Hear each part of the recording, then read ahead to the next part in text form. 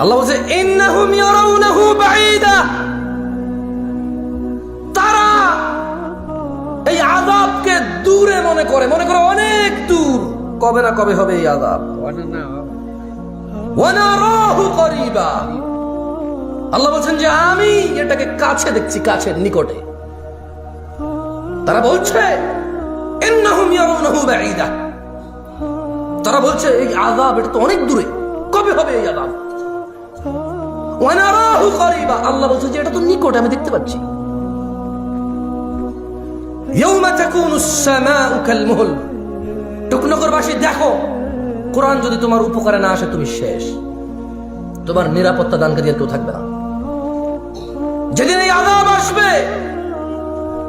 যেটা কাফেরদের জন্য কেউ প্রতিরোধ করতে পারবে না, ইয়াউমা তাকুনুস সামাউ কালমুহল, সেদিন আকাশটা হবে গলিত ধাতুর মতো। ভাবা যায়?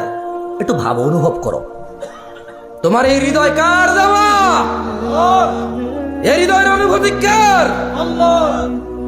অনুভব করো, অনুভব করো। ইয়াউমা তাকুনুস সামাউ কালমুহল, ইয়া নাস, ইয়া নাস, মানুষ, ইয়াউমা তাকুনুস সামাউ কালমুহল, সেদিন আকাশটা হবে দলিত গলিত ধাতুর মতো। ওয়া তাকুনুল জিবালু কালইহিন, এবং পর্বত সমূহ হবে রঙিন ফসমের মতো। ভাবা যায়? মানে এই যেটা লাল ফসম, এই কালার গোলাপি কালার করে না? হ্যাঁ, গোলাপি কালার, এটা গ্রিন কালার। এই যে মানে আপনার পৃথিবীতে সবচেয়ে বড় পাহাড় দেখেন না, এভারেস্ট, অনেক উঁচু। আমাদের দেশে ছোট ছোট পাহাড়, কিন্তু আপনি তারপরে চট্টগ্রাম দিকে যদি ঢোকেন, আপনি মিরসরে চলে গেলে চিটং শহর পর্যন্ত যাইতে আপনি যতটুকু যাবেন পাহাড়। আর যদি সৌদি আরব মক্কা থেকে রিয়াদের দিকে আসেন বা মক্কা থেকে মদিনার দিকে যান, আপনি 800 কিলোমিটার শুধু পাহাড় দেখবেন। বুঝে আসছে?